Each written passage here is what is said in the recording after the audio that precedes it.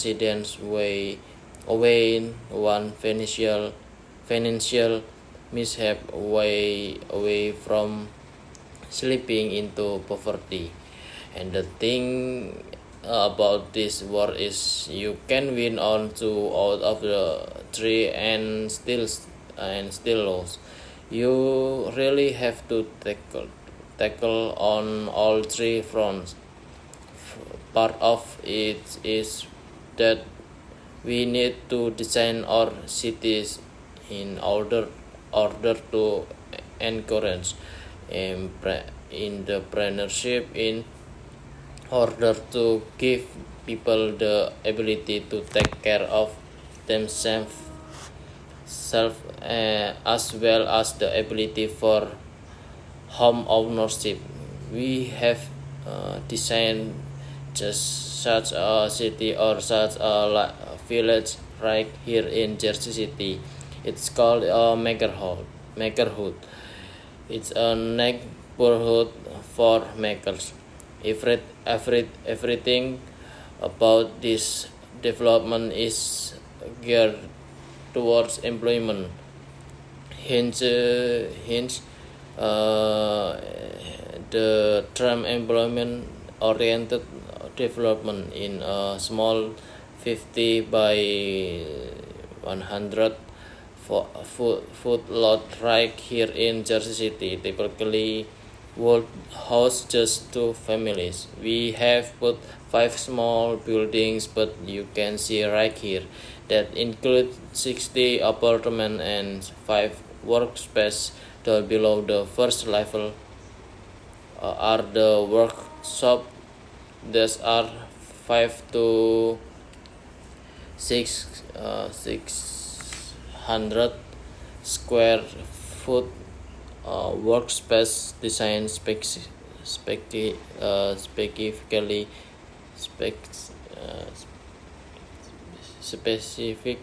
specifically for local urban entrepreneurs of models, means as a way for them to take off their families. Right above that are the makers apartments also, but also about 5 to 600 square feet now, but theirs are designed to be owned by the local entrepreneurs, and it roughly translates to about one 1,800 amount for for the price you can own your workspace as your apartment. Both those are market rate apartments, and that's important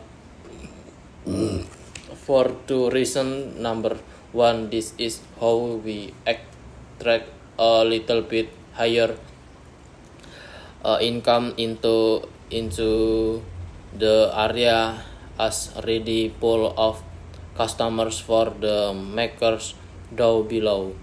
But the second thing is, this is how we as developers are able to offer the maker spaces and basically to trade the market rates. We in effect monetize the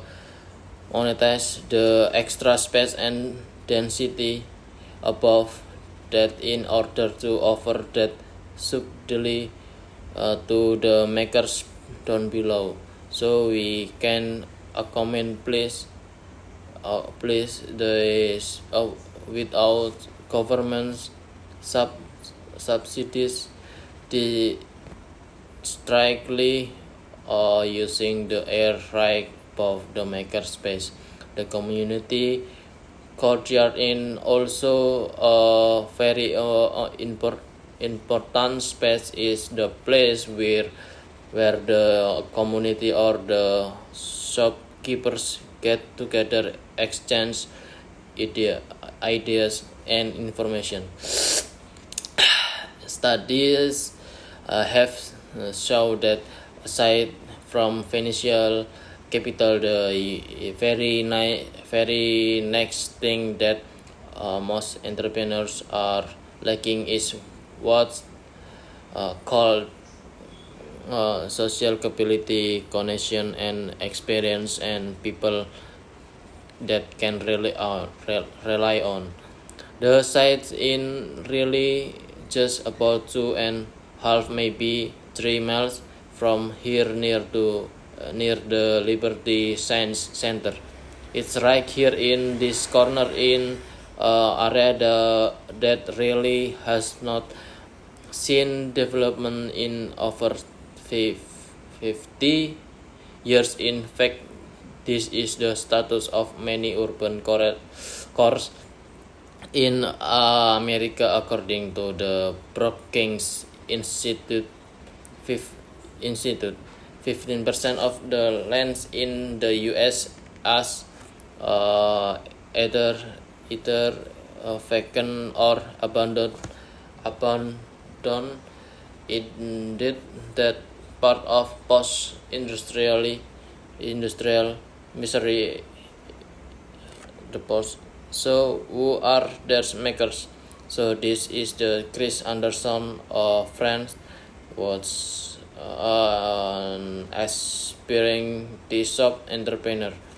Chris went through entrepreneurial training program right here in Jersey City called Rising Tide, and his business plan called that by 2015 he would have a bricks and mortar store, but then really hit any store that we wanted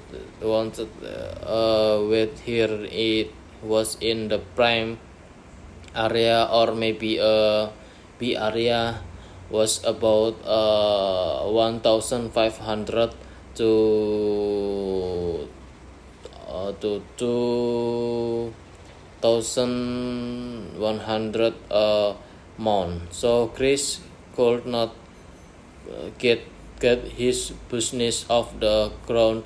We can do better for Chris. There are the thousands like him that would like to take care of themselves.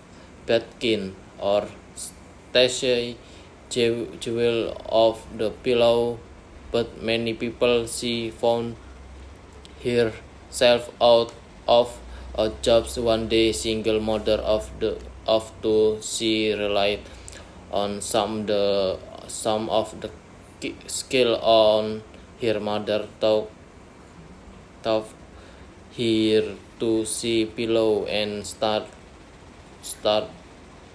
jewel of a pillow. She do be a perfect candidate for a makerhood, because she would save a lot of money on commuting and children, because her kids would be right upstairs. Look him start James by Kim started making jams in the back of a commercial kitchen.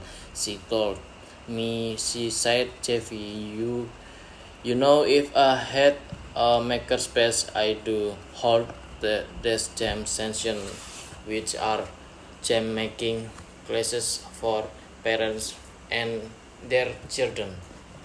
That would hurt here enough to pay the rent. The rest would be gravy or jam.